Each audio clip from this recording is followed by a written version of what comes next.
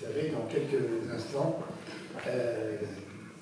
nous allons avoir le plaisir de recevoir Olivier Mongin, qui est essayiste, qui est écrivain, qui a été le directeur d'une immense revue française qui s'appelle Esprit, et à ses côtés, Thierry Fabre. Alors Thierry Fabre, vous le connaissez bien sûr, le chef des rencontres d'Averroès. Ensuite, nous recevrons Jacques Danès, que vous connaissez peut-être aussi, puisqu'il a été procureur de la République à Marseille, et il a soulevé quelques affaires très médiatiques. Et à ses côtés, Delphine Costa, que je connais maintenant depuis très peu de temps, qui va vous parler du rire et de la justice. Eh bien, je vous souhaite une très bonne soirée et je rends le micro à l'hôtesse, Tanguy. Merci.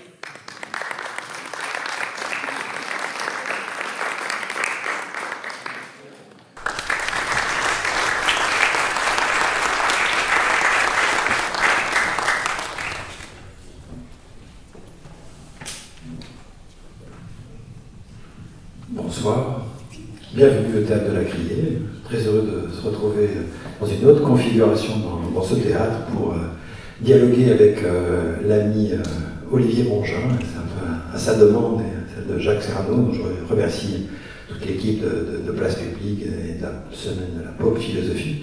Je pense qu'avec Olivier Mongin, on a un bel exemple comme ça de ce que cette notion de pop philosophie inventée par Gilles Deleuze, puisque Olivier, qui est philosophe, mais est d'abord longtemps et toujours un homme de revue.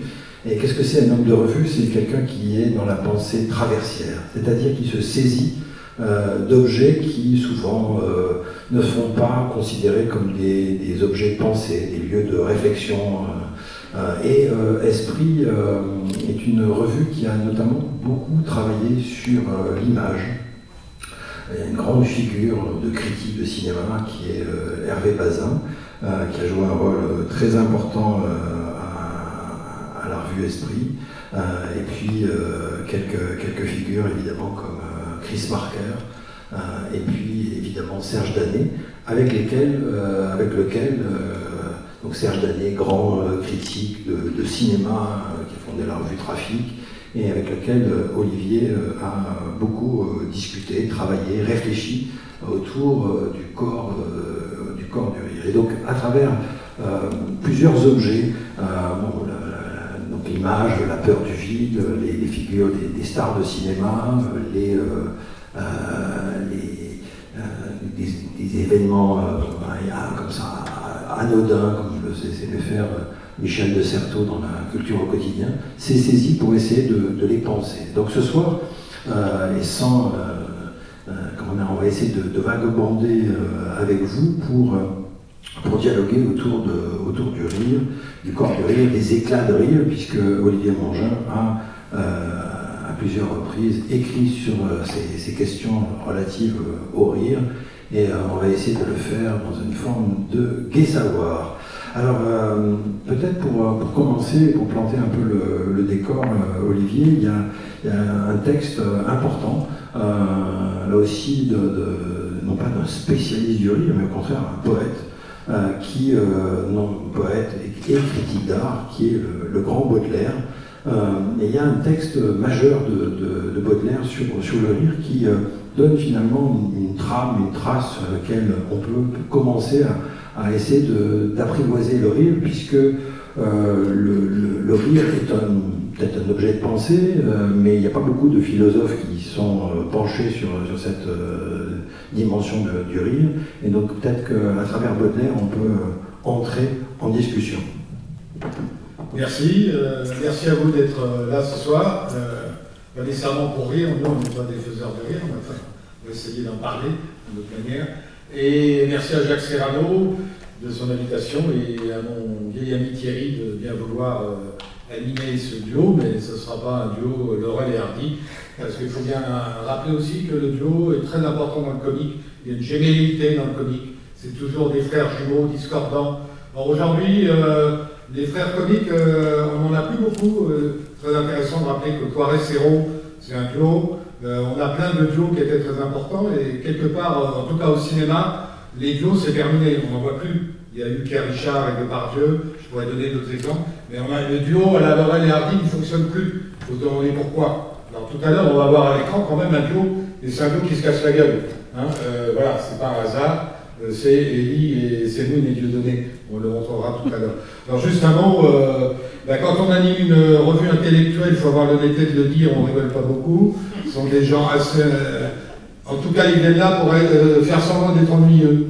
Et donc, c'est vrai que moi, je regardais pas mal de films comiques, et juste pour l'entrée en matière, dans un des livres que j'ai fait, il doit y avoir 30 pages sur Louis de Funès, et après coup, j'ai eu des coups de fil de beaucoup d'amis qui disaient « Olivier, il faut qu'on parle de quelque chose ». Je pensais que c'était d'un concept philosophique lourdin, mais pas du tout, c'était de parler de Louis de Funès. Dans le milieu intellectuel, on ne parlait pas de Louis de Funès, et en même temps, les gens regardaient Louis de Funès et adorent Louis de Funès. Pourquoi c'est autre chose? Donc c'est pour dire, alors après, philosophe ou pas, c'est vrai que là, je crois que durant ces journées, vous allez voir que je crois que Yves Cussel a déjà montré que la philosophie a du sens. On a toujours tendance à citer Hobbes, c'est pas un hasard que c'est quelqu'un qui travaille sur le corps, hein, Hobbes. Et Voltaire, quelques pages plutôt sur l'ironie, mais après, avant Bergson, on n'a pas grand-chose, sinon, vous en avez parlé hier, je crois, sinon Nietzsche, qui effectivement voit on y reviendra. Dans le surhomme, effectivement, dans Zarathustra, celui qui donne un grand éclat de rire, etc. Juste un mot d'entrée de jeu, là, pour parler effectivement de Baudelaire et de dire, moi je pense que les écrivains, il faudrait comprendre mieux pourquoi, ça ne va pas contre la pop philosophie, les écrivains sont très nombreux à avoir écrit sur le rire, et les romantiques, Hugo, et surtout Stendhal. Il y a des grands textes de Stendhal qui d'ailleurs opposent Racine et Shakespeare. Pour lui, le modèle, c'est Shakespeare. C'est quelqu'un qui associe tout de suite le tragique et le comique. Donc il y a un rapport entre le comique et le tragique qui apparaît assez vite. Ce qu'on va retrouver dans le Grand Théâtre russe et encore aujourd'hui, quoi qu'il se passe en Russie et en Biélorussie, voire en Ukraine, vous avez, parce qu'on connaît un peu les gens qui travaillent sur le corps théâtral, c'est des gens qui sont allés se faire former très souvent, Biélorussie, Russie. Et le modèle, c'est toujours Tchekhov, sans parler des... c'est-à-dire, ce sont des gens qui travaillent au corps en passant très vite du tragique au comique. Alors qu'en France, on fait du tragique ou on fait du comique. On fait du Racine ou on fait du Molière. Hein, voilà. Et donc, ce qui est très intéressant, c'est cette...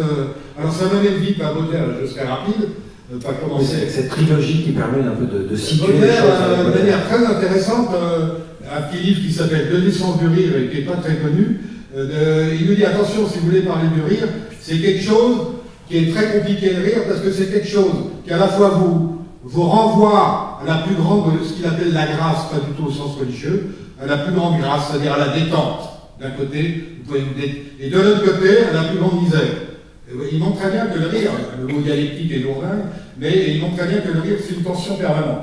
Alors il va un peu plus loin, parce qu'il montre que le rire, il dit, mais attention, le rire, c'est pas moi qui ris, le rire, c'est au moins trois personnages, trois personnages. Il y a le faiseur de rire. Alors, le faiseur de rire, pour la suite peut-être, c'est très important.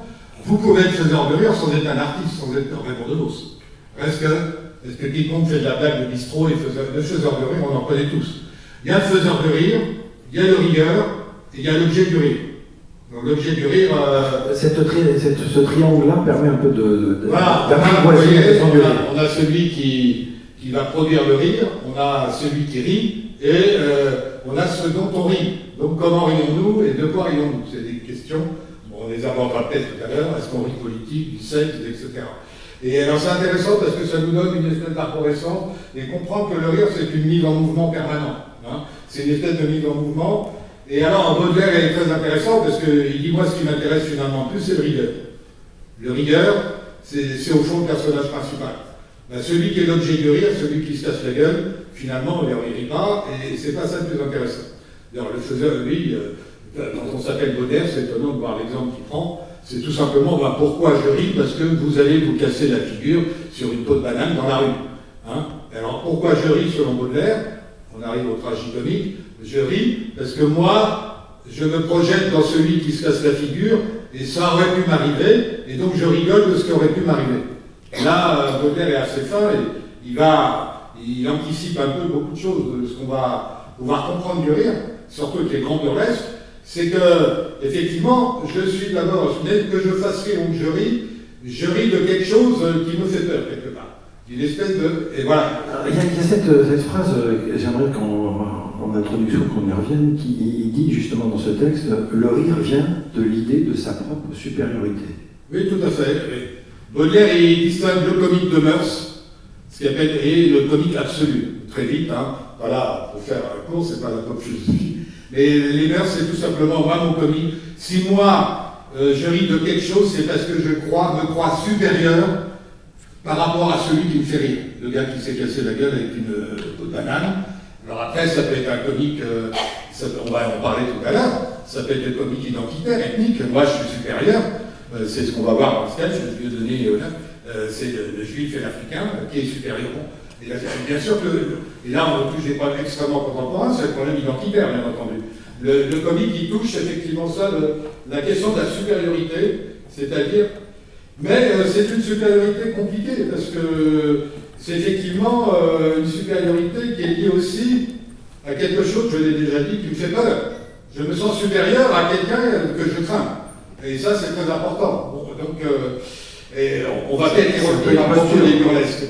C'est un peu une posture. Alors, j'aimerais qu'un peu dans la trame de notre discussion, on parle des formes du rire, des corps du rire, et puis du rire à la frontière. Donc, premier temps dans ce cheminement autour du rire.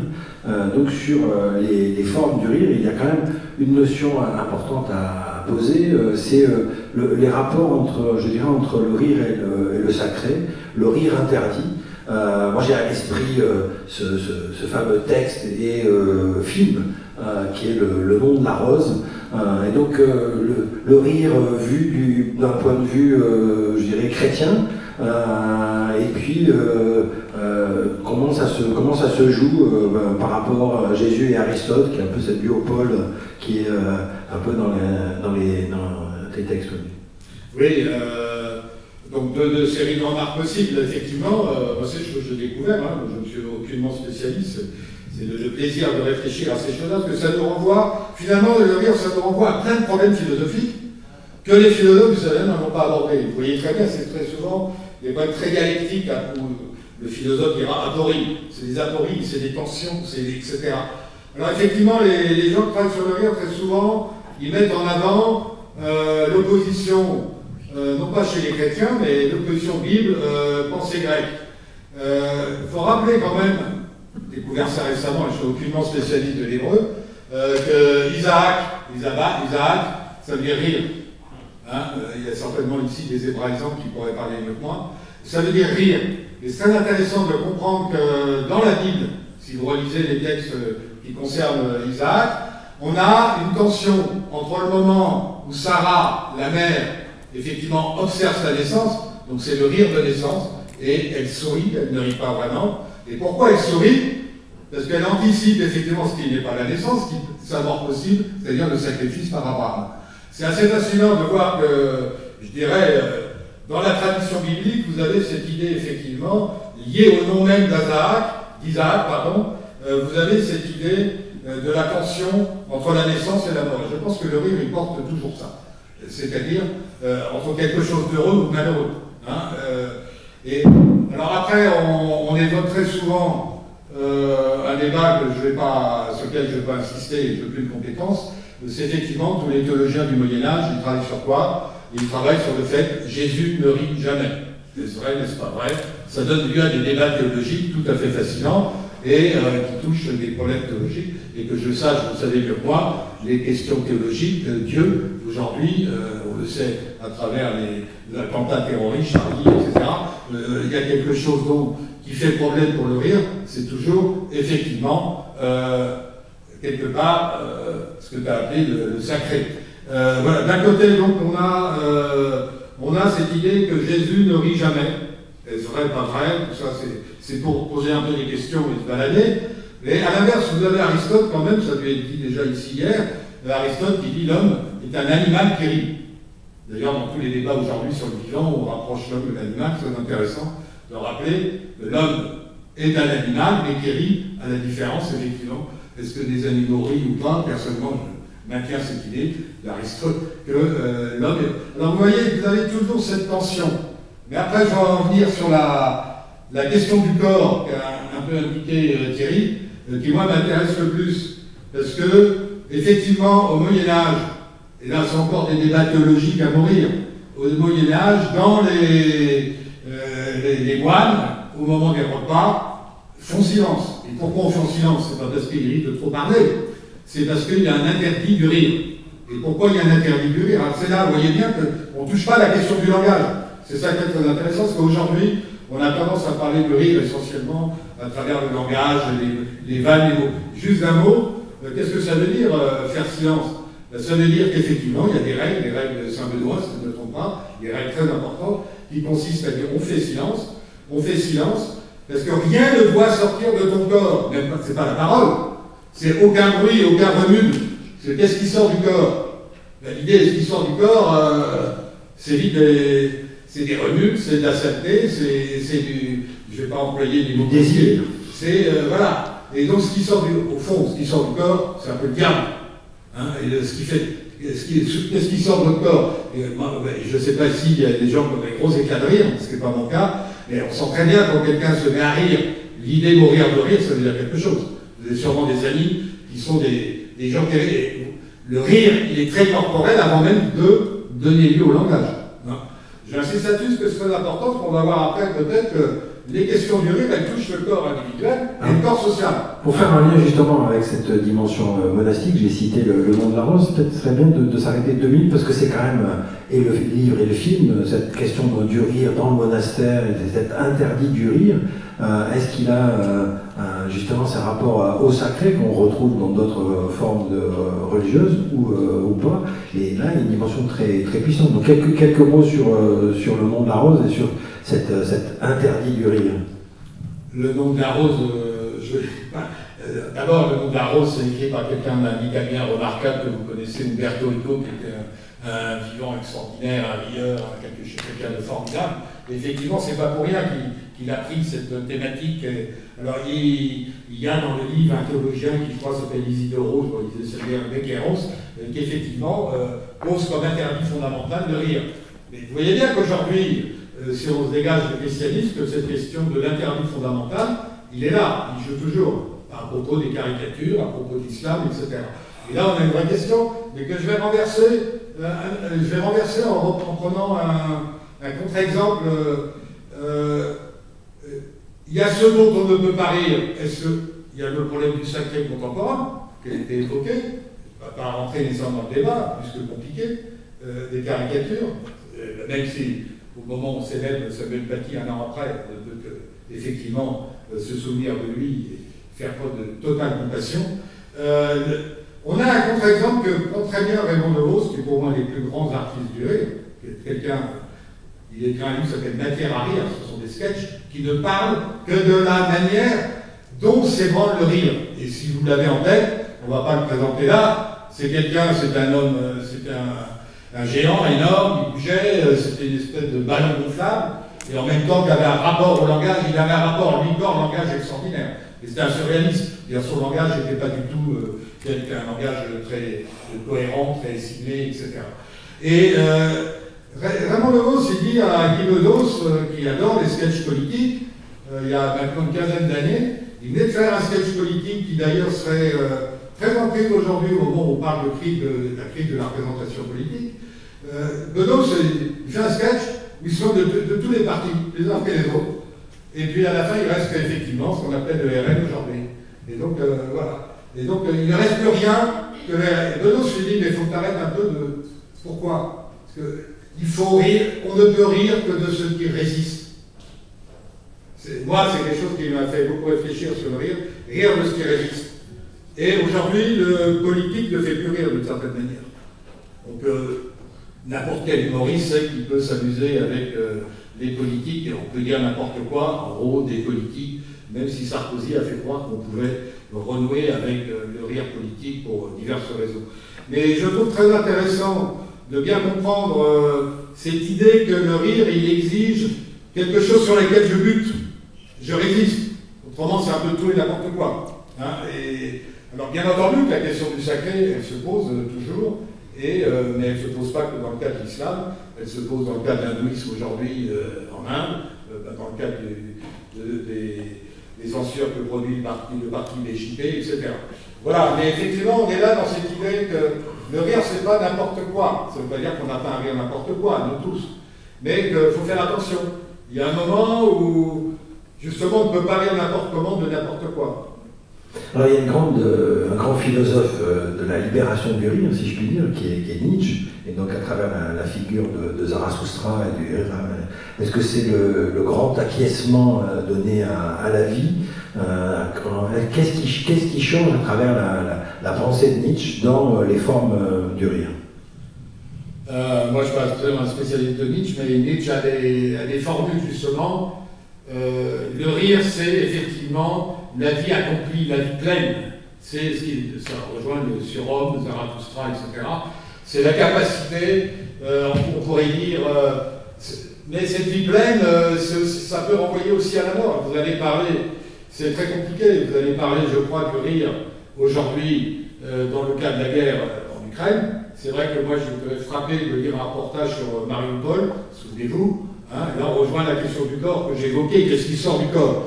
La question du corps, effectivement, c'est des gens qui vivaient dans les souterrains de Mariupol avant que l'usine soit reprise par les Russes, et ils disaient, nous, ce qui nous restait de temps à autre, ce qu'on pouvait simplement faire, c'est partir dans des grands rires.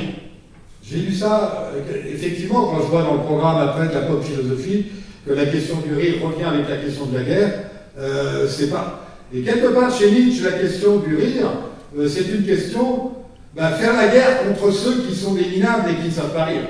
Hein, chez Nietzsche, il y a l'idée de lutter contre le ressentiment, de lutter contre la faiblesse, contre la petitesse. Puis contre l'esprit sérieux. C'est un rire un peu aristocratique. Alors chez Baudelaire, il distingue le comique de meurtre dont j'ai parlé tout à l'heure, celui qu'on pratique tous. Ah, je ris parce que je pense que je suis mieux que toi, etc. Il parle du comique absolu. Le comique absolu, on le retrouve chez Hugo. C'est l'idée... la nature, dans l'époque actuelle des débats stricts avec l'écologie, etc., c'est l'idée que la nature qui m'est toujours supérieure, j'arrive un peu à m'inscrire dans elle. Je deviens un homme de nature. Hein, c'est très intéressant de sentir ça chez Baudelaire, mais c'est très romantique. Hugo dit un peu la même chose.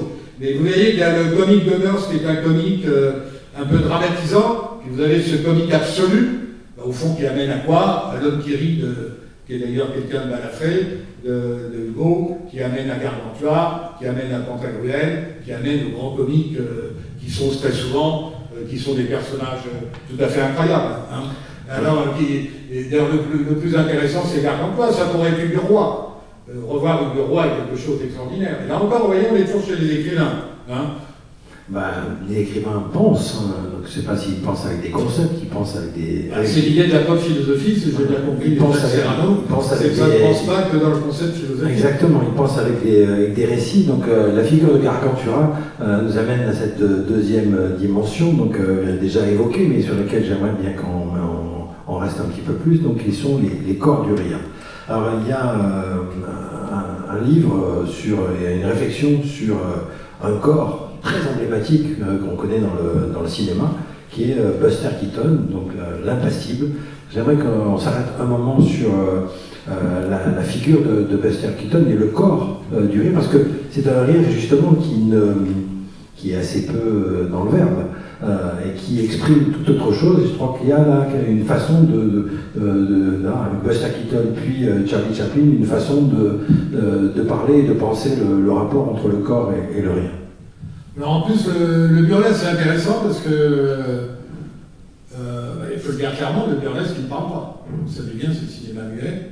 Donc on a quand même, ce qui est peut-être le summum du rire, alors c'est l'histoire du cinéma, je ne parle pas de la théâtre, dans le Serge Danet, qui est un très grand critique de cinéma, que beaucoup connaissent, qui est mort il y a quelques années, c'est le plus grand moment du cinéma, et qui est du cinéma muet.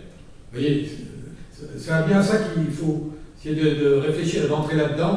On a des corps muets qui sont des gens qui vont produire un comique universel. Félac, qu'on va peut-être voir tout à l'heure, grand comédien franco-algérien, qui est venu très souvent à la Criée. Il dit tout le temps, moi j'ai appris mon métier de faiseur de rire en regardant dans mon petit ciné-club de Kabylie où il y a un truc qui s'est tourné comme ça, à regarder Buster Keaton, Charlie Chaplin, etc. On a donc des corps qui sont des corps silencieux, et qui sont des corps qui parlent à tout le monde encore aujourd'hui aux quatre coins du monde. On a l'universel, on sait tous que l'universel passe par le langage, mais là, on a un universel des corps en mouvement, qui est très intéressant. Et Serge Danet disait burlesque, c'est peut-être l'aboutissement même du cinéma. Il disait une star, justement Buster Keaton, Chaplin, Harry Langdon. C'est pas une star, au fond. Moi, je suis là tout seul. Hein, vous me regardez, que je sois une star femme, Ava Gardner, ou un star homme, Cary Grant, et tout s'organise autour de moi. Non. Le roi du burlesque, c'est pas une star. C'est quelqu'un qui va être lui-même le metteur en scène de tous les personnages qui vont passer sur l'écran. Et quelque part, il est lui-même le suscitateur de tous les personnages. Donc il est une star qui est en même temps le metteur en scène, Danet. Je trouve ça très intéressant parce qu'effectivement, ça oblige à réfléchir un petit peu sur, mettez-vous dans la tête les moments où vous avez regardé du Keaton ou du Chaplin, pourquoi effectivement ça prend si bien encore aujourd'hui, chez les mômes et aux quatre coins du monde, hein, surtout Keaton. Alors deux mots quand même sur chacun d'eux. Moi ce qui m'a toujours intéressé, c'était mon point de départ, j'ai fait un petit livre sur Keaton, c'est que Keaton, il y a une très grande violence. Il y a une très grande violence et en fait, le comique burlesque c'est quelque chose qui va convertir cette violence. Et moi ça qui m'intéresse le plus dans le rire, parce qu'avec le rire vous pouvez être très violent, le rire il peut être raciste très vite, on sait très bien. Même dans des soirées, si vous avez envie de bousiller quelqu'un, à quelques-uns, vous avez vite fait de rire de lui, de bousiller, d'être supérieur. Et donc, avec le rire burlesque, on a un rire qui part de la violence et essaie de la pacifier, de l'adoucir. Alors regardez Buster Keaton, en même temps ça correspond à leurs histoires. Buster Keaton, il a des parents qui font de la pantomime, il fait du théâtre, on le traite comme lui-même à l'expression dans ses souvenirs, comme une serpillière, on s'en servait, on le baladait là sur la scène comme un môme. À 5 ans, il fait de la pantomime sur la scène. C'est une serpillière. Et quand vous regardez Keaton, on a déjà évoqué le thème, les grands faiseurs de rire, je ne parle pas de rieurs, sont des gens qui ne rient pas. Et ça, c'est fondamental. Essayez de comprendre ça. Comment sont les surnoms de Keaton? Je crois que je les ai notés quelque part. D'abord, c'est Frigo, l'homme qui ne rit jamais, visage de marbre, figure de cire, masque tragique. Et là, on est au cœur même, selon moi, de ce qu'elle a une réflexion sur le rire burlesque, mais qui, à mon avis, est une espèce de summum de ce qu'on peut peut-être tirer d'une réflexion. Vous avez du corps en mouvement, alors souvenez-vous quand même, de Keaton, d'à peu près dans tous les films. Keaton, il est toujours en fuite. Il est en fuite. C'est pas le cow-boy qui va avancer, c'est quelqu'un qui est toujours en fuite, qui a peur de ce qui est. Et le film le plus intéressant, c'est Fiancé en folie, puisqu'effectivement, il va se fiancer, il y a 40 fiancés qui arrivent pour des raisons multiples, et effectivement, son problème de tout le film, c'est de débarrouler une petite montagne, avec, etc., pour échapper. Il est toujours dans l'échappée belle ou dans l'échappée non belle. Il est toujours en train d'échapper, d'essayer de sortir de la situation dans laquelle il est. Ça, c'est... Alors, Chaplin, on pourrait le prendre aussi.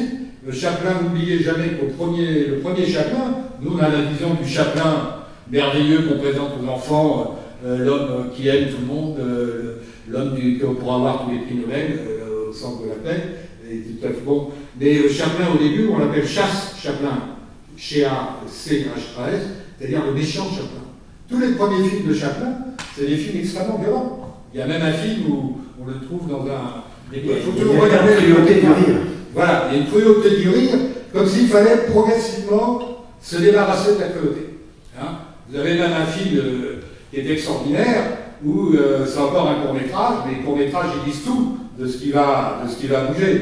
C'est les premiers films, les short stories, comme on dit. Et vous avez un Chaplin qui enterre des enfants en leur donnant des coups de marteau, hein, tout simplement. Donc, par rapport à l'image qu'on a de Chaplin, il faut bien prendre l'itinéraire de Chaplin. Et vous pourriez faire pour Molière. Vous verrez que Molière, avant de faire les grands personnages, c'est quelqu'un qui, d'ailleurs, il imite tous les gens de la Commedia dell'arte. Commedia dell'arte aussi, on n'a pas... Ça aussi, c'est du grand comique. Pas loin du burlesque, puisqu'il est lui aussi, c'est des masques et il est silencieux. Mais j'insiste quand même sur le burlesque et sur cette idée du visage qui ne rit pas. Alors j'aimerais qu'on parle d'une autre figure de l'impassible qui est Jacques Tati. Puisque voilà, il y a une figure aussi majeure à travers le cinéma, mais bon, pour avoir des figures du rire, pas une abstraction. Alors Jacques Tati, d'abord, j'espère qu'on continue à voir Jacques Tati. Playtime aujourd'hui, par rapport à toutes les réflexions sur la modernité, la croissance et tout, c'est des films qui tiennent la route incroyablement. C'est des films critiques qu'on va regarder le dimanche soir à la télévision. Jacques Tati, ce qui est très intéressant, c'est que lui, ceux qui connaissent un peu Tati, comme je l'ai déjà dit pour Keaton ou pour Chaplin, il ne rit jamais. Il ne rit jamais. Il regarde le monde qui est en train de se faire en nous disant, vous avez vu, c'est belle, je ne prends pas de terme, tout ce qui est en train de se faire, qui s'écroule. D'ailleurs, ça va s'écrouler. Et d'ailleurs, Playtime, c'est quoi? C'est le monde moderne. C'est pas le cas de Gatrier quand même, c'est le monde moderne qui s'écroule, qui a été mal construit. Et tout c'est un cinéma de l'écroulement. D'ailleurs, on va retrouver très important, moi j'ai une grande admiration sur Jerry Lewis. Qu'est-ce que fait Jerry Lewis? Il n'arrête pas de casser les décors de Hollywood.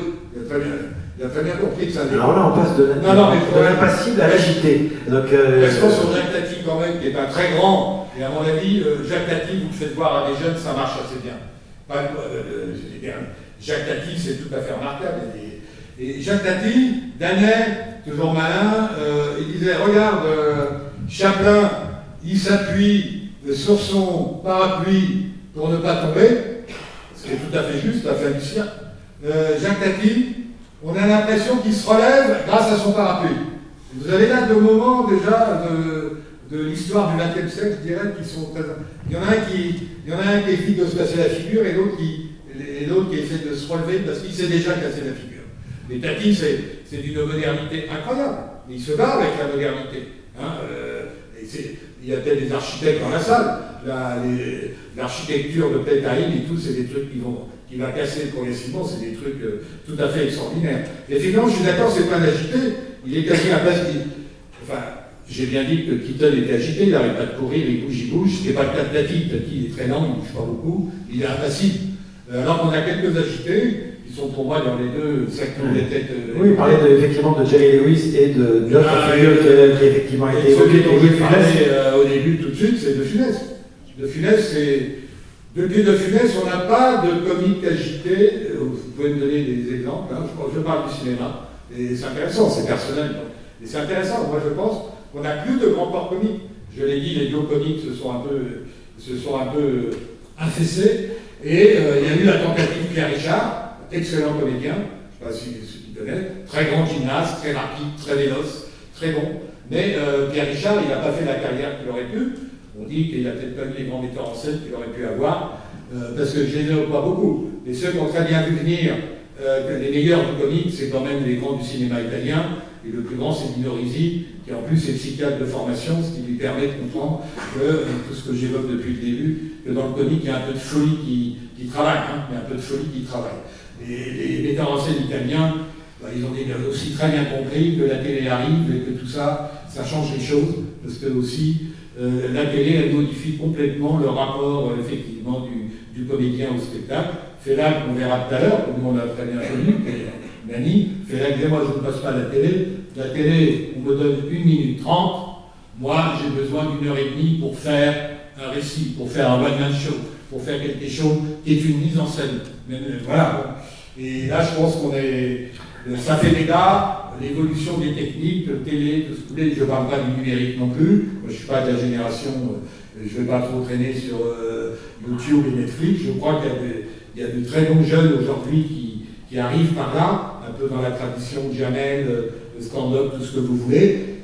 Mais ce que moi j'appelle le comédien comique sur le modèle de Funès, qui continue quand même. Vous savez, la Cinémathèque qui est plus élitiste, pendant 20 ans, ils n'ont pas fait d'expo de Funès. Ils en ont fait une il y a 2 ans. Hein, je pense qu'au Musée, on aura peut-être un Jerry Lewis un jour, je ne sais pas.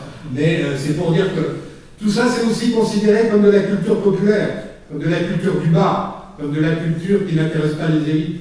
Et là, on a un problème de fond. parce que je reviens à mon aventure à la revue Esprit, c'est pas avec les intellos qu'on rigole. Et donc, moi j'ai une prof en 69 à la Sorbonne qui était la spécialiste du théâtre du 18e.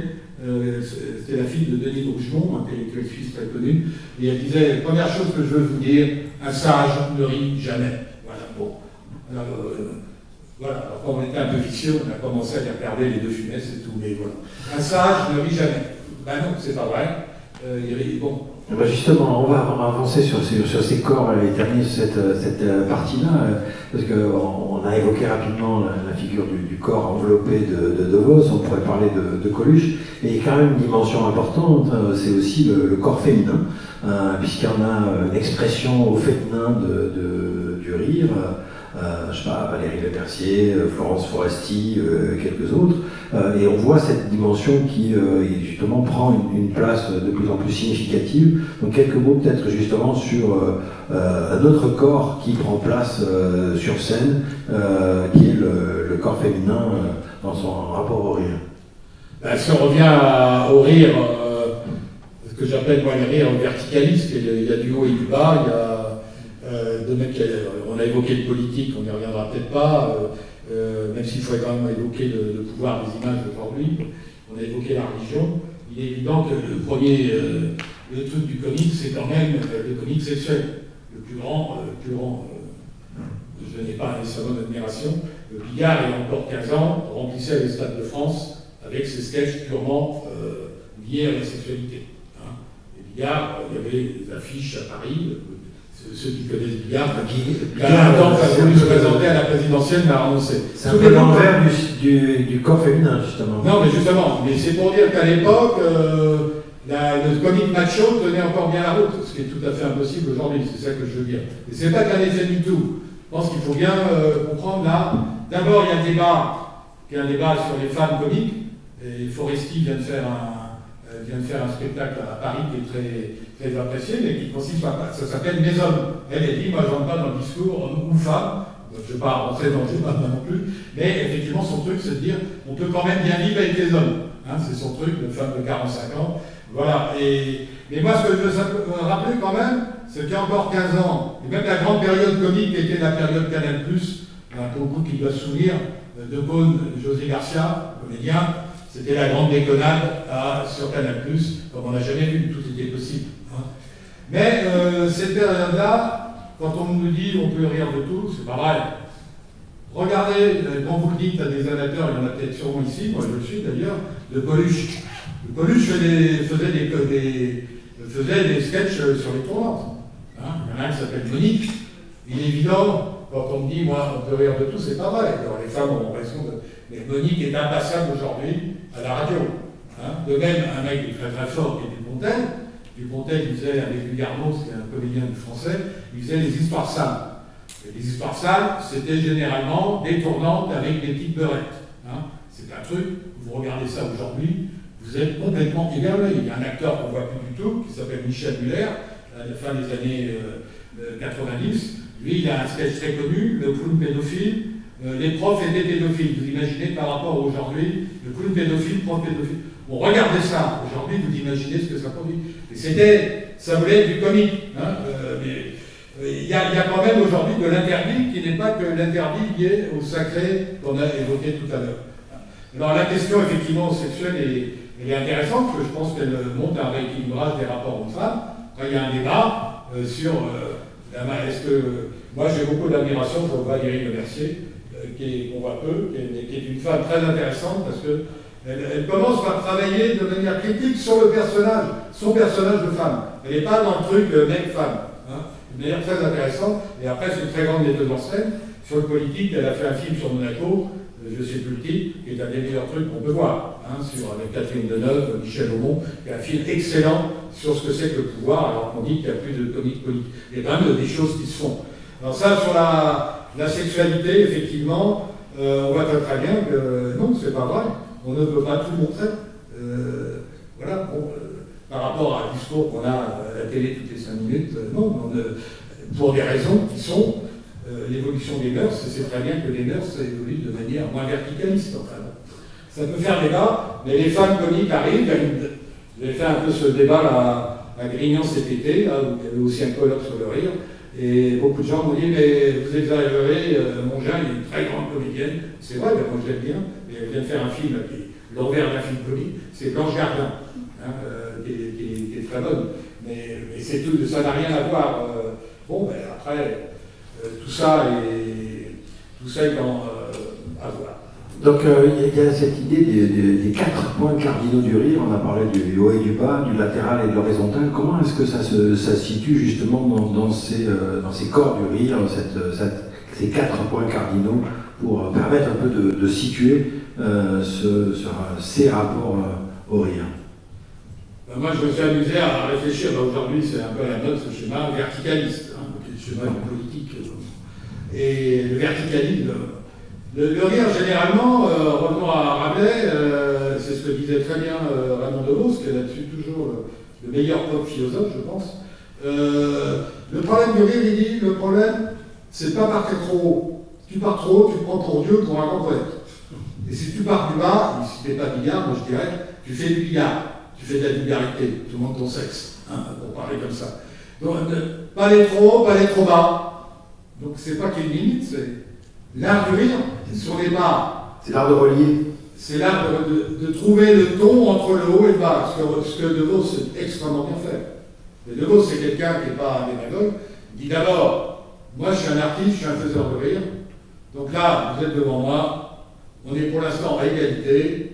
Mais moi, mon boulot, c'est de vous montrer que ma manière de vous faire rire, elle nous élève un peu tous ensemble. Mais de toute façon, après, on sortira de la salle tous ensemble. Donc on aurait été élevé par mon travail d'artiste, et là on retrouve le boulot de l'artiste. C'est ça qui est très intéressant. Mais en même temps, après, on repart tous ensemble. Je pourrais citer des textes, mais on va déjà être trop long. Et de Devos, regardez Devos, c'est le type qui a le mieux réfléchi sur la manière de montrer que le rire, ce qu'on ne fait pas là, mais c'est d'une certaine manière est capable de tenir la scène avec un public que j'élève en même temps et que je n'abaisse pas. Voilà, on est toujours dans le haut et le bas. Alors le haut et le bas, on l'a évoqué pour la sexualité, on l'a évoqué pour le politique, on pourrait continuer, mais je voudrais dire une chose quand même sur le politique, et surtout à un moment où les chaînes sont en voie d'être achetées par des financiers français internationaux, et que la presse, même à Marseille, M. Saadé vous rachète le Provençal. Non, mais je veux dire, je dis ça un peu riant. Il est très important de comprendre, le politique n'a plus le pouvoir, il ne fait pas rigoler. Il y a des gens dont on n'a pas le droit de rigoler. C'est les patrons de chaîne. C'est les patrons de chaîne, c'est eux qui ont le pouvoir des images. C'est qui le patron de chaîne autrefois? C'était Bouygues. Et Bouygues, il a viré Colac. C'est le début de la reprise en main, effectivement, du comique à la télévision. Et aujourd'hui, je ne vais pas faire le démago, en rajouter. Vous savez très bien ce qui se passe avec Bolloré, CNews et tout ça. C'est très important de comprendre que, de toute façon, c'est ce que fait là, qui disait très bien, je ne vais pas à la télé parce qu'on me donne qu'une minute et demie. Et on peut aller plus loin, je ne vais pas à la télé parce qu'on va aussi contrôler ce que je fais. Hein, et il y a une chose que, de toute façon, il y a une chose que je n'ai pas le droit de faire, c'est dire merde à M. Bouygues ou à M. Bolloré. Voilà. Et c'est très important de comprendre ça. Là, ça résiste. Ça résiste, justement. Le pouvoir, il est là, il n'a pas disparu, le pouvoir. C'est le pouvoir des images dont on parlait très vite. Il y a peut-être aussi quelque chose qui est un entre-soi du rire, qui me fait question. Je pense en particulier à la matinale de France Inter, avec Morin, qui tous les matins rit des deux présentateurs. Et on a l'impression, et tout le monde s'esclave dans le studio, et qu'il y a une espèce de bulle d'entre-soi du rire, et qui est assez, justement, ne relie pas le bas et le haut et le bas, et presque sans corps. Il y a une espèce d'abstraction, et là, ça me paraît un peu curieux. Qu'est-ce que tu penses de ces espèces de bulles de rire qui sont peut-être pas si risibles que ça? Ce qu'on voit, vous avez compris, moi ce qui m'intéresse c'est plutôt le comique corporel avec tout ce qui montre dans le cadre de mouvement, de mise en mouvement, et qu'il y a des enjeux individuels, sociaux, etc. On ne va pas s'évoquer, mais c'est aussi le problème du rire, du haut et du bas. Je voudrais dire un mot à propos des tuches, si tu le permets, parce que j'aime beaucoup, c'est un exemple extrêmement intéressant. Non, moi je pense que il faut voir qu'il y a plus de 10-15 ans, les radios, il n'y avait plus d'humoristes. C'est revenu, c'est un effet Sarkozy. C'est un effet Sarkozy qui a fait croire qu'on allait rigoler à nouveau en politique. Alors quand on a eu un président qui, lui, ne faisait que du commentaire avec de l'humour, qui est un humoriste, vous connaissez tous, et Hollande, et l'actuel président n'est pas quelqu'un qui prête beaucoup à rire non plus, chacun pense ce qu'il veut. Mais ce qui est intéressant, c'est de voir que l'humoriste, il est très vite arrivé pour un peu aider l'animateur.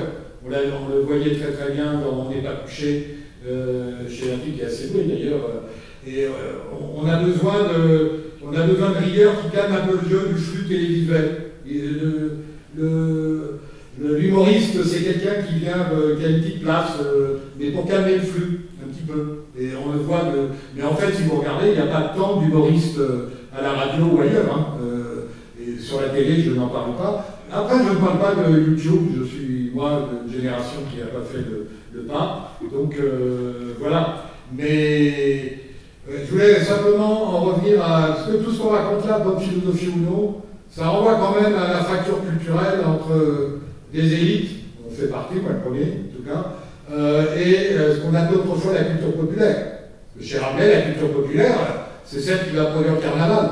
Nous, on a un pays qui a beaucoup perdu de la fête, ceux qui connaissent un peu le Brésil. Le Brésil, c'est pas uniquement du carnaval pour faire plaisir aux touristes. Hein. Moi, aujourd'hui, le carnaval va avoir lieu bientôt, je crois, après une élection terrible. Le carnavalesque, c'est Rabelais. C'est Rabelais, c'est quelque chose qui fonctionnait. C'est quelque chose qui tournait, c'est-à-dire, on n'était pas en société démocratique encore, mais une fois l'an, on avait le droit chacun de prendre la place de l'autre. Hein, et c'est bon, c'est comme le fou du roi. C'est des trucs qui fonctionnaient, et même c'est ce qu'on appelle la culture populaire. Alors moi, je voudrais juste évoquer, et quand je fais ça en milieu intello, personne n'a vu. C'est 5 millions d'entrées, Les Tuches numéro 3. Il y a 4 films maintenant, je ne sais pas si vous avez vu. Le troisième est extraordinaire, c'est avant les Gilets jaunes. Alors, les scénaristes sont excellents. On a des très bons scénaristes.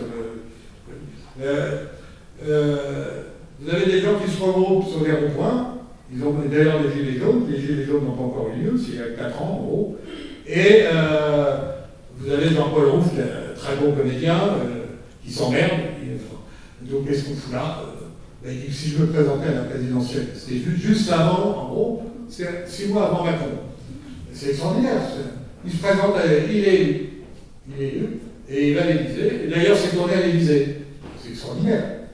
Et ça continue, et quoi? Il s'emmerde, excusez-moi l'expression. Et donc, il repart dans son truc. Et ce scénario, quand vous le voyez aujourd'hui, il est assez drôle. Il est fascinant dans la capacité de prendre. Alors, dans mon milieu à moi, je peux vous dire que ce pauvre mongin qui va voir les Tuches, c'est quand même inquiétant, il vieillit. Hein, il vieillit. Je ne sais pas si ici, certains ont vu le 3e Tuche, mais honnêtement, c'est une expérience à faire. Hein. C'est des films qui font beaucoup plus bouger que beaucoup d'autres choses. Ça ne vous empêche pas, peut-être que la pop philosophie elle traîne par là. Moi, j'aurais tendance à penser ça. Hein. Mais là, vous voyez très bien que le haut et le bas, il est travaillé. Alors, on va justement, dernière séquence, dernier fragment du prisme, être sur les frontières du rire. Et donc, on va passer un extrait maintenant d'un sketch d'Elie Semoun en débat avec Dieudonné. J'aimerais, avant de passer l'extrait, de le situer, à quel moment on est, etc.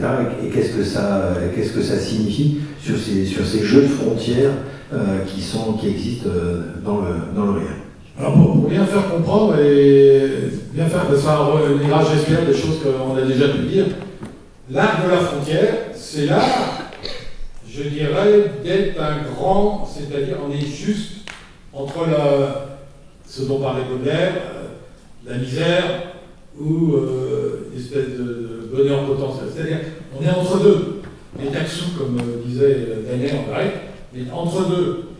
Avant d'où le thème de la frontière, qui est très lié, c'est pas pour rien qu'on va voir les comiques liés au problème de la migration. Donc rencontre des cultures, rencontre des langues.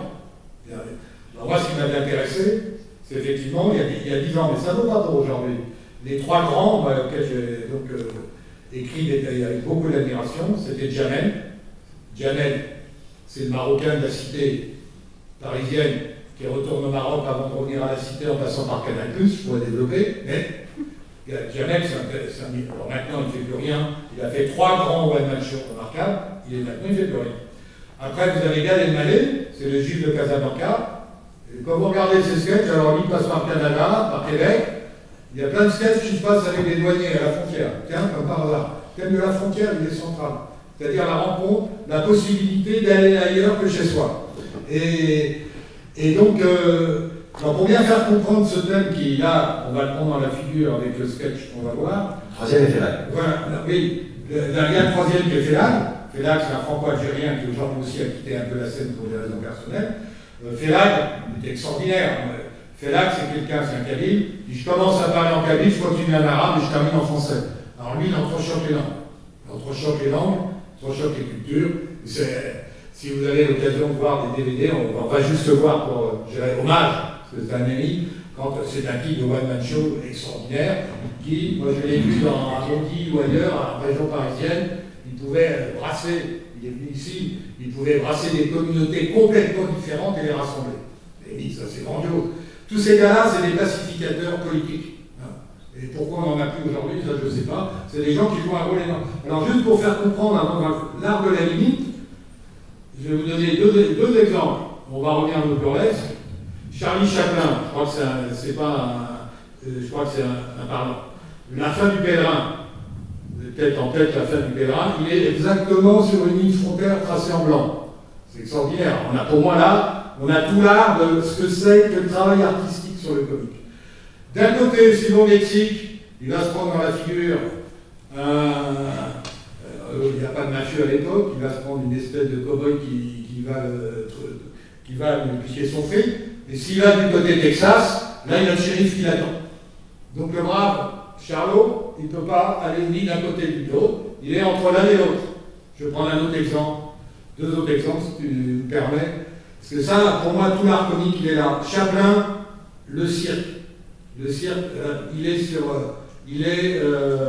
un film, comment est-ce qu'on dit, un film, comme un funambule, il est sur un film, homme de cirque. Et aujourd'hui, la fin des cirques est un problème énorme pour la formation du comédien. Tous les grands comédiens comiques étaient des gens passés par le cirque. Il faut quand même rappeler ça. La fin du cirque, qui peut se comprendre. Bon. Vous avez Chaplin qui est là sur son film, qui risque de se casser la figure, mais il est sauvé par qui? Il est sauvé par un petit singe qui vient de sauver. C'est un des sketchs les plus magnifiques au monde que vous pouvez voir. Mais c'est un funambule. C'est pas un prestidigitateur, c'est un funambule. C'est-à-dire qu'il risque toujours de se casser la figure. Et le dernier exemple, prenons à Keaton, Steamboat Bill Jr. Il y a une tempête, on connaît ça par exemple qui court, un ouragan, il y a deux bateaux sur un fleuve, il y a le bateau qui perd sa fiancée, il y a son propre bateau. Qu'est-ce qu'il fait, le pauvre Keaton? Il va écarter les jambes et il va essayer de faire tenir ensemble les deux bateaux. C'est quoi le comique? C'est la coexistence des impossibles. Alors là, on va voir un peu, non, c'est pas la coexistence, c'est la guerre des possibles. Alors attends, oui, c'est Elie Semoun que vous connaissez, qui est un très grand comédien, qui à l'époque travaillait avec Dieudonné. Ils avaient un duo qui fonctionnait très très bien, ils étaient assez forts, vous allez le voir. Et là, on a comme un film anticipateur, un sketch anticipateur, c'est-à-dire le sketch qui, on pourrait croire qu'il commence pas bien, mais on pourrait croire que ça peut se réconcilier. Ben non, c'est la guerre à mort, et vous savez que je crois que Madame va reparler après dans la deuxième intervention des problèmes de Dieudonné, par rapport à la justice, etc., le racisme, etc. Donc c'est très intéressant. Et on va très bien là, dans ce sketch, que l'intercommunautaire fonctionne plus.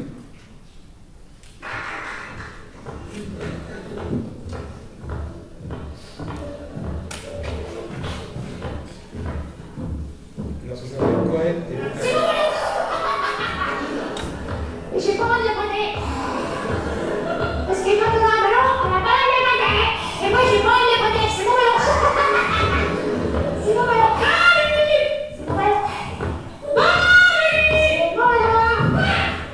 Oh, c'est les maisons. Ouais, c'est vrai, ouais. Moi, je me cherche. J'étais là. Ouais, les choses pour moi. Ah ouais, j'ai pas envie de voter. Oui, pour toi.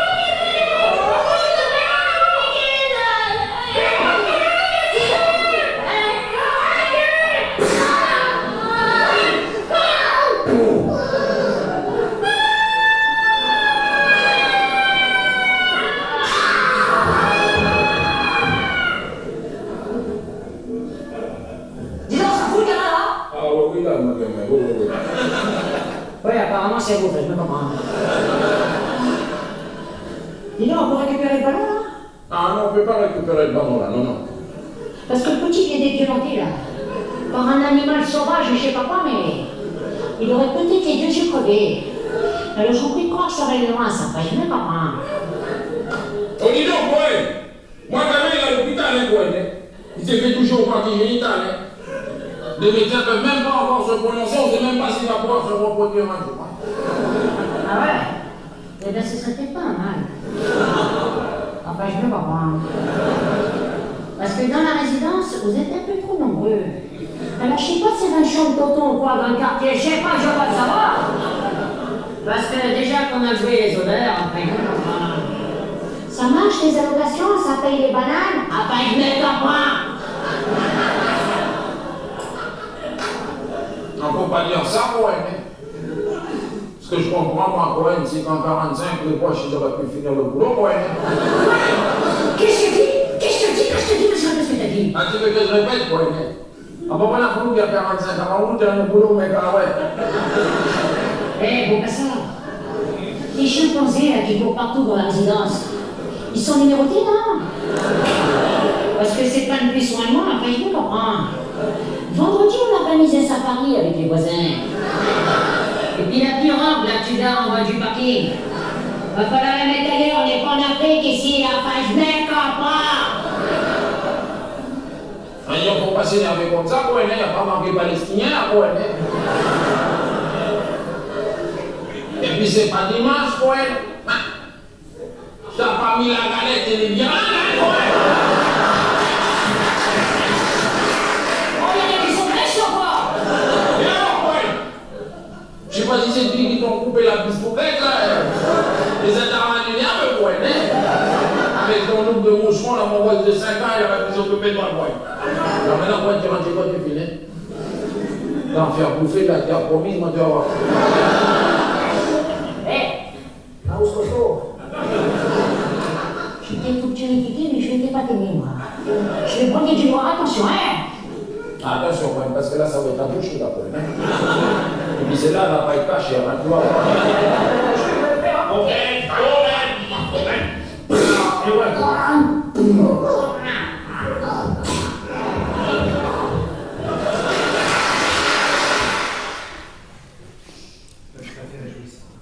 Juste une remarque. Vous avez regardé hier, effectivement, la grande violence, quand même, je ne sais pas ce que vous en pensez. Voilà, bon, vous voyez que le public, là, on est au début des années, on doit être en 92, 93, je n'ai pas la date exacte. Le public rit. Hein, on est dans une période où on rit de cette violence, quand même. Le sketch est très violent, d'une certaine manière. Et dans le langage, je sais pas. Non. On en parle. Ah, d'accord, c'est ça que je voulais dire.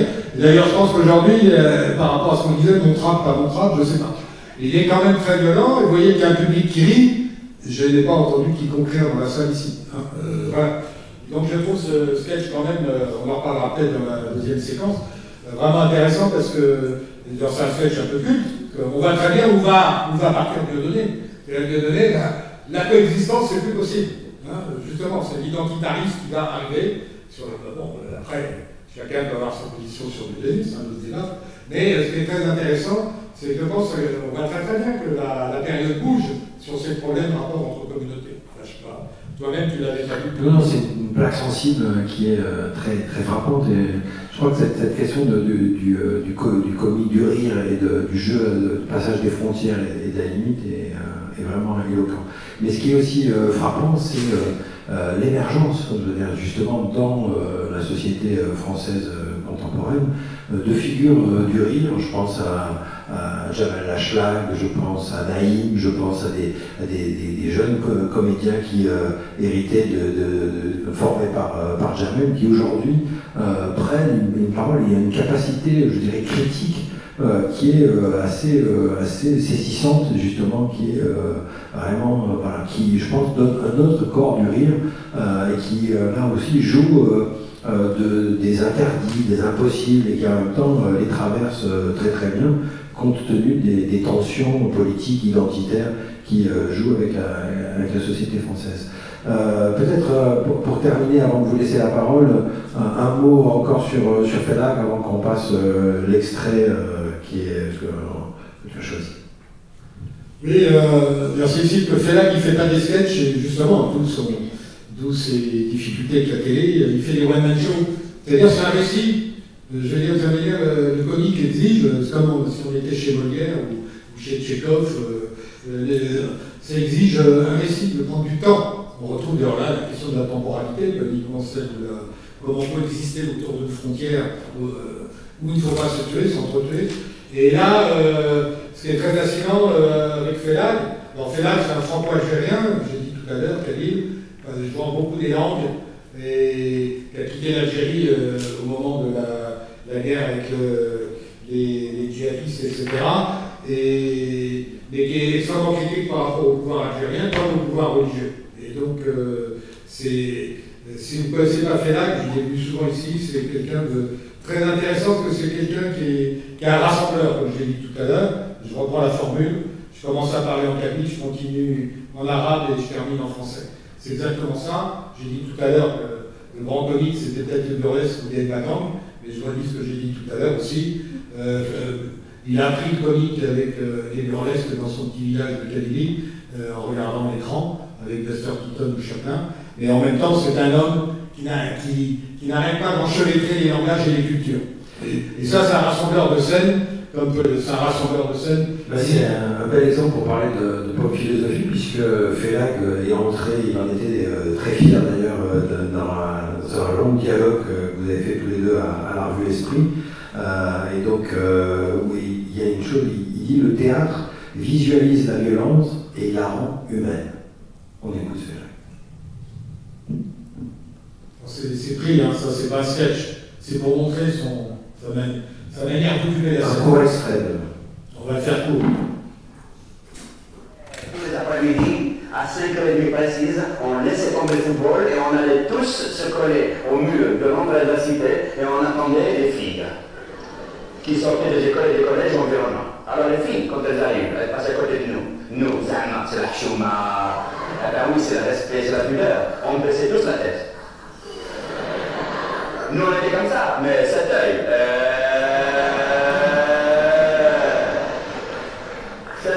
il travaille. Cet œil va au boulot. C'est un sonar à radar. Cet œil, on envoie en mission. Hein. Il suit les filles, il monte les escaliers et il rentre dans la salle de bain. Et il revient nous faire un rapport détaillé sur la situation. On était tous tête baissée quand il y passait.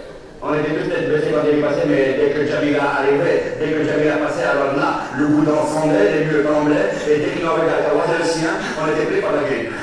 La grippe asiatique, la fièvre espagnole, olé, olé, matador, Jamila, on t'adore. Mais il faut dire que Jamila était belle, elle était magnifique.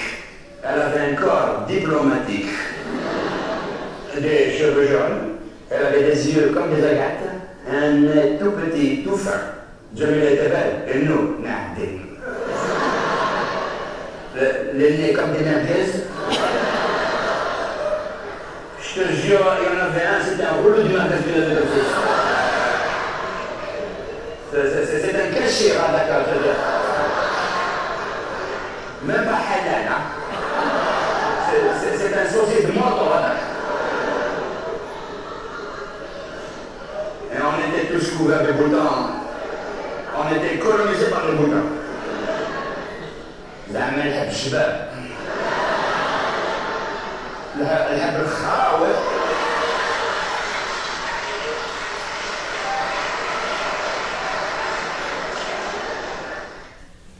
Merci.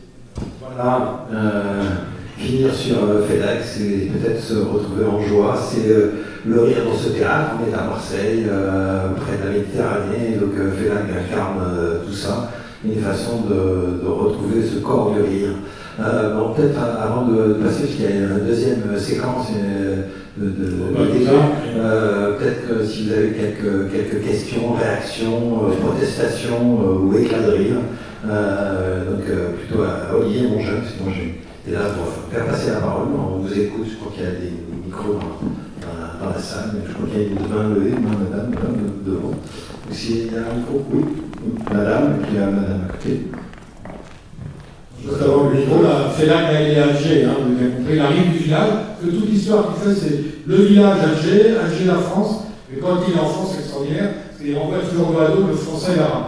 Hein, c'est comme le sketch de Coluche, et c'est ça les grands comiques du social aujourd'hui, c'est dans Coluche, le premier sketch, c'était le flic arabe.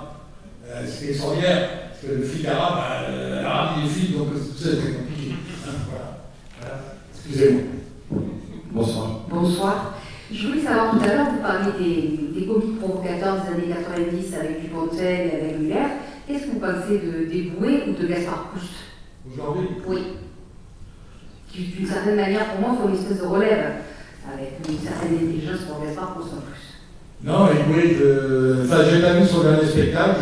Bon, honnêtement, je connais mal. Hein, j'ai dit tout à l'heure, moi je travaillais là-dessus depuis 10 ans, je suis quand même moins dans le coup.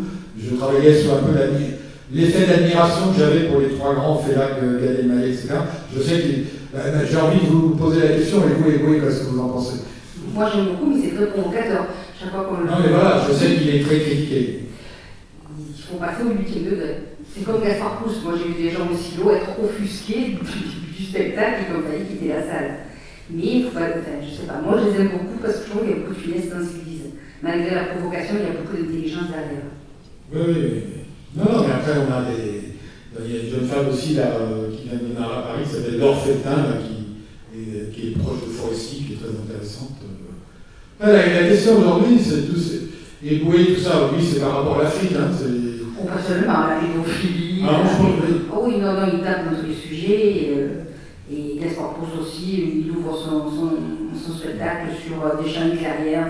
C'est assez surprenant, mais au final, après, il est découpé de tout.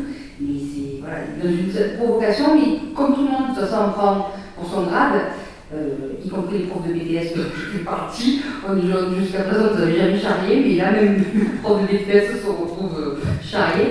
Mais du coup, ça va, parce que tout le monde est épinglé avec Gaspard Proust. Oui, parce que la question aujourd'hui, c'est toujours de dire que le comique communautaire, il doit être capable de s'auto-critiquer. Et ça, vous reprendrez peut-être la discussion avec Medioni, qui vient parler de l'humour juif, parce que justement, la question de l'humour juif, c'est la capacité du juif de critiquer cette culture. Et ça, c'est très important. Mais il y a un moment où ça devient compliqué, parce que le problème, c'est que là, on a vu qu'effectivement, il n'y a plus d'intercommunautaire. Madame, juste à côté, regardez. À votre. Voilà. Bonsoir. Bonsoir, merci pour votre duo qui est passionnant. Et simplement, alors, j'étais absolument horriblement angoissée par Elie Semoun et Dieudonné, parce qu'en fait, Elie Semoun aussi était terrifiant dans son regard sur l'Africain. Hein, et ça, moi, je ne connaissais pas, c'est pas mes comiques préférés. Mais ça m'a bouleversée, je crois. C'est très bizarre. J'ai été très angoissée. Et puis j'aurais voulu que vous parliez. Je n'ai pas compris très bien vos allusions à l'effet comique de Sarkozy. Je vais vous dire quand même. Voilà. Non mais merci. C'est vrai que moi, en regardant hier, avant de donner à Jacques Serrano, j'étais étonné je le présente souvent parce que je pense que c'est un truc qui, vous le dites bien, on rentre dans la figure, hein, très violemment. Et ça a des effets historiques, on en parlera après, parce que Dieudonné est parti en politique et il ne s'est pas arrangé, les exercices, c'est autre chose. Donc, les comiques identitaires, on peut le retrouver ailleurs. Là, je vous donne raison. Il me semble que d'ailleurs la présidente du tribunal disait ça à un moment où, dans un des procès, en tout cas concernant Dieudonné. Mais je suis d'accord avec vous, mais c'est vrai que ce que j'ai voulu montrer, c'est que par rapport à l'idée rire, c'est formidable, on est entre nous, ce sont des gens qui toussent, qu'il y a une violence du rire, qui est la question de départ. C'est peut-être la violence du rire de Mariupol, dont vous avez parlé encore, que pourquoi, en pleine guerre, on ne voit pas dehors, pourquoi les survivants d'un truc horrible disent qu'il ne reste plus que le mourir de rire. Alors c'est mourir de rire. Et je suis surpris de ce que vous dites, je n'aurais peut-être pas pu le montrer, je ne sais pas, mais non, mais c'est maintenant, je pense qu'il faut prendre acte de la. Justement, quand on nous montre des trucs un peu trop sucrés, soporifiques, il faut bien voir. Alors après, après, ce que vous direz à Raymond, commençons peut-être par occuper la scène. Et ici, bon, il y a suffisamment de communautés à Marseille. Et réapprendre par le théâtre. Moi, je pense que c'est le seul truc à dire. Réapprendre par le théâtre. Parce que je pense qu'après, sans parler des grands, il y a plein de choses qu'on peut faire. Hein, et je pense que la question de... Parce que la grande force de ces trois gars-là que j'adorais, moi, que j'adore toujours, c'est de dire qu'il faut remonter en scène. Et de l'autre, il dit qu'il faut monter en scène. Et tu tiens la scène. Et tout le monde ne tient pas la scène.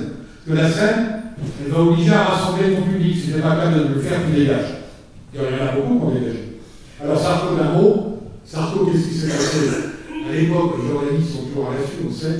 Sarko, souvenez-vous d'abord, il y avait les lunettes d'Al Pacino dans Scarface, et donc ça n'avait pas beaucoup, c'est pas un rôle des noms.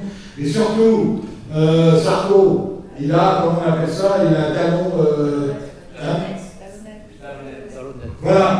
Et donc, tous les grands comiques, le Rabelais disait ça, le comique basique, c'est la difformité. Et donc c'est vrai, notre petit Sarko, il commençait par montrer qu'il était bancal. Et il avait ça, donc ça, et ça faisait rigoler tout le monde, d'autant plus qu'il racontait toute la journée son comique préféré, et ce qui est vrai, c'est de finesse.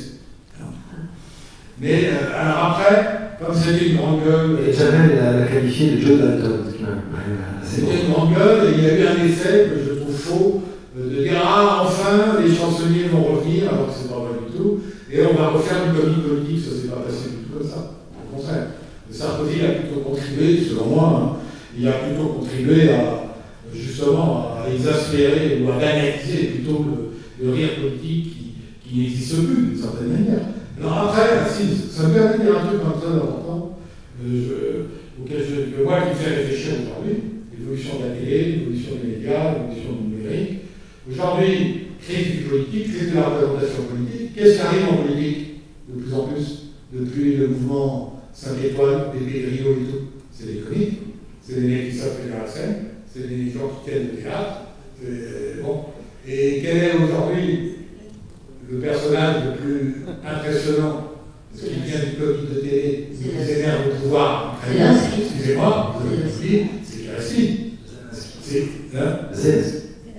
Pardon, c'est quand même fascinant de voir ce type est un certain manque au départ. Il y a des oligarques, tout ça, tout ce que vous voulez, et tout ça d'un manque, il s'est tellement bien tenu à la scène qu'il tient une guerre. Hein? Non, mais parce que je pense que là c'est un débat à continuer.